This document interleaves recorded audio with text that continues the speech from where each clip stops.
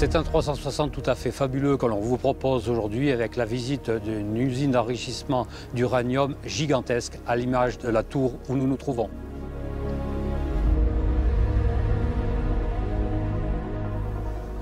Une visite unique, une visite exceptionnelle car pour la première fois nous allons pouvoir entrer dans les entrailles de l'entreprise.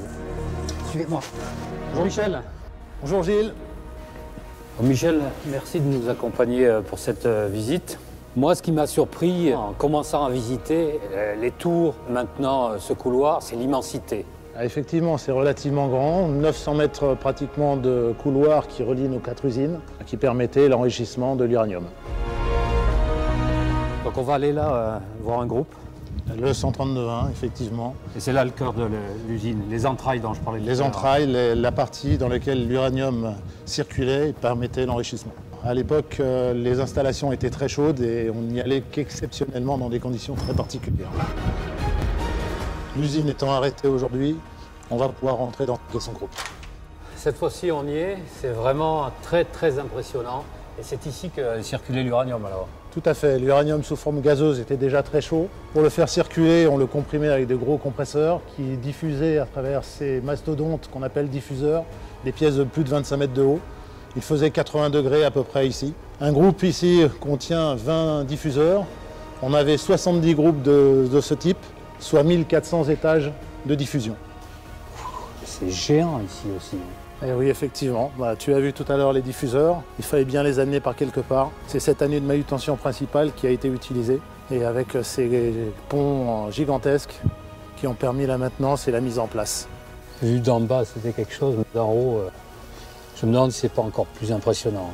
On est à hauteur du diffuseur, donc c'est vrai qu'on se rend compte un peu de sa dimension, alors qu'au pied, il est un peu écrasé.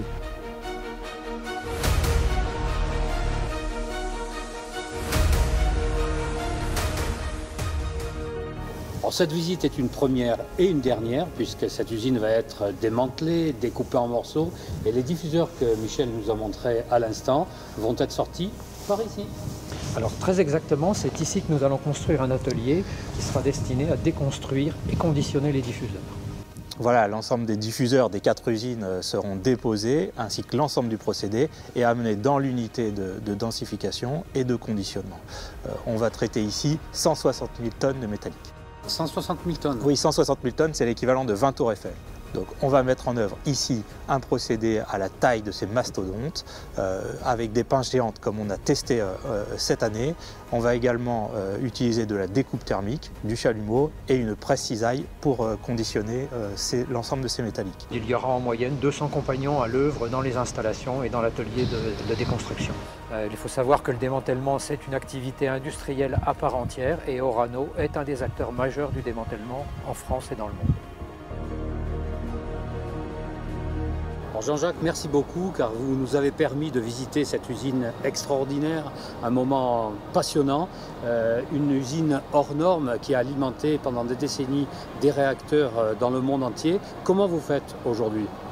Eh bien, la compétence des équipes qui ont exploité Eurodif ont permis de construire Georges Best 2 que vous avez derrière vous. Ces usines ont fait partie de l'ensemble du renouvellement du site du Tricastin. L'ensemble de l'outil industriel modernisé, aux meilleurs standards de sûreté, nous permet d'alimenter 90 millions de foyers dans le monde en énergie décarbonée. Tout ça, ça nous donne envie de revenir sur le Tricastin et cette fois-ci de visiter Georges Best 2. Vous serez les bienvenus. Merci.